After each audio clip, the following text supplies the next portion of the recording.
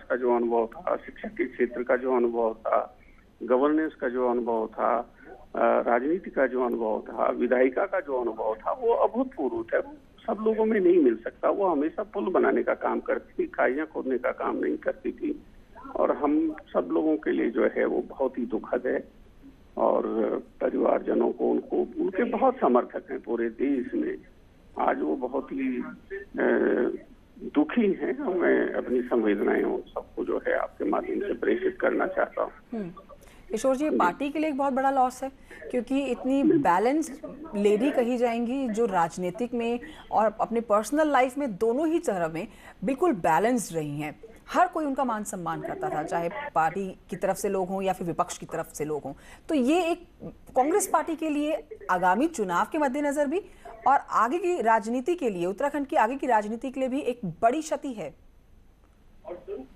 नहीं, उनको तो हम किसी वर्ग या किसी राजनीतिक दल से बांध करके नहीं रख सकते। ये कांग्रेस की क्षति तो जो है वो है ही 22 के लिए, लेकिन पूरे प्रदेश की क्षति है। उनका अपना एक अलग वजन था यहाँ से लेकर के और दिल्ली तक, और वो सब दलों में था।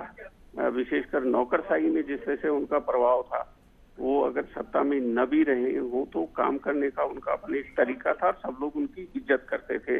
तो ये पूरे प्रदेश की क्षति है, और विशेषकर नारी शक्ति का।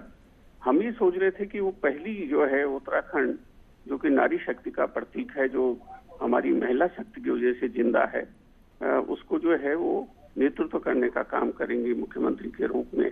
तो उस हिसाब से हमने एक बड़ा भारी जो है, आप जिसको ये कह सकते हैं कि राजनीतिक और सामाजिक क्षेत्र का बरगद का एक पेड़ जो है आज ढह गया, और वो सबको नुकसान है।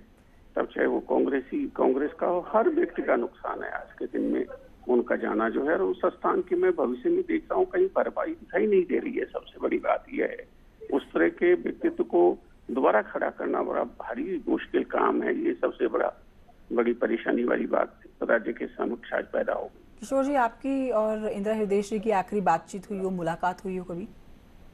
नहीं, मैं परसों ही उनको फोन किया था।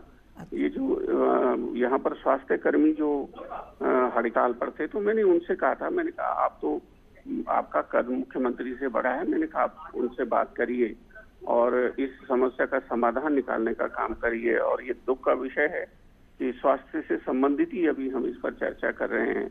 मेरी परसों ही बात हुई थी उनसे 3 दिन पहले जो है, बल्कि मैं सुबह सोच रहा था, मैं यही सदन में हूँ, मैं सुबह सोच रहा था, मैंने कहा उनसे मिलने जाता हूँ अभी थोड़ी देर में, लेकिन कुछ लोग आ गए इसलिए आ नहीं पाया। तब तक ये खबर आ गई कि वो रही नहीं। ये बहुत ही दुखद है और पूरे राज्य की हानि।